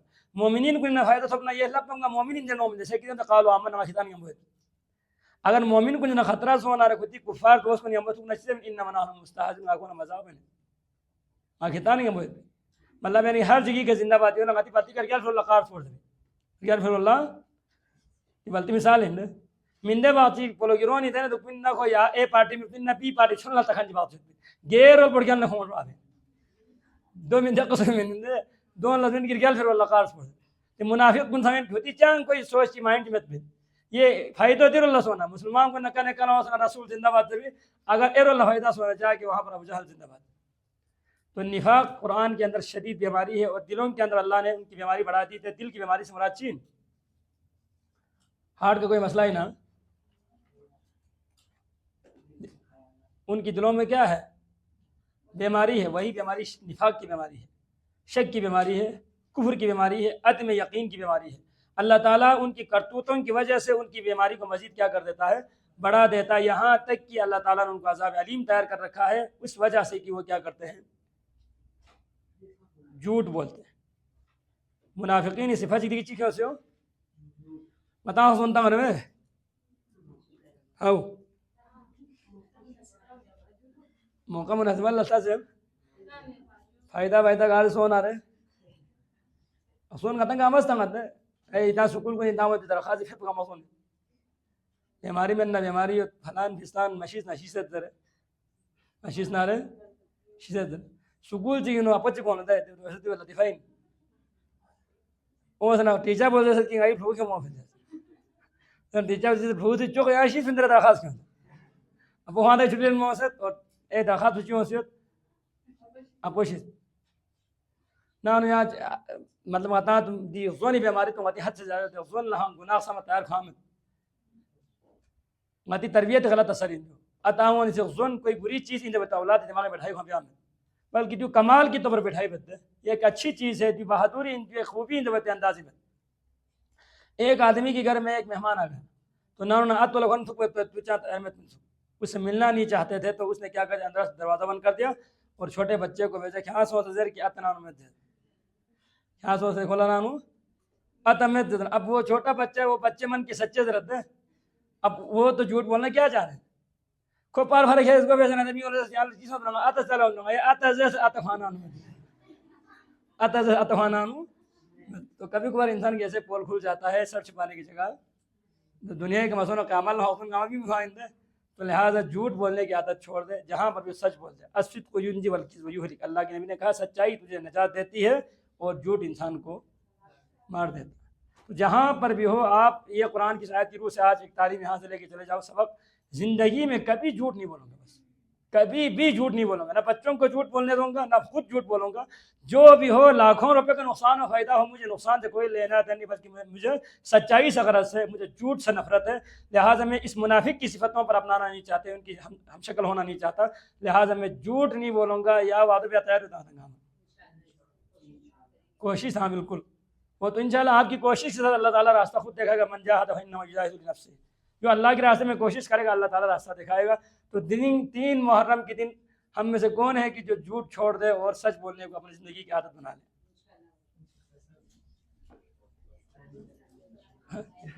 جس صرف کے بھی کڑے میں یہ بات نہیں جا کے کرنا بھی ہے. اگر وہ نروس میں نہ رہے. ہاں بالکل، یہ اصل حقیقت یہی ہے، قرآن سیکھنے کا عمل کرنا ہے بس. بالکل.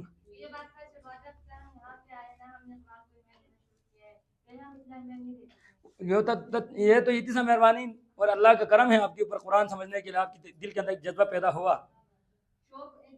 باقی ذلے ہاں مندے ہر گناہ کو مندہ چکی رہتا نا. 10 روٹی سے کھولیا 10 روٹی یاسیل بن میں بیمار ہوئے، اس آدمی کی کھانے کی مقدار کم کرنے کے لیے روزانہ آدھی روٹی کم کرنا پڑے گا. تو اگر 10 گناہ میں دیں گا، 10 گناہ کے 10 گناہ سکور میں زبین، یہ آپ لوگوں کی طبیعت خراب ہو جاتی ہے.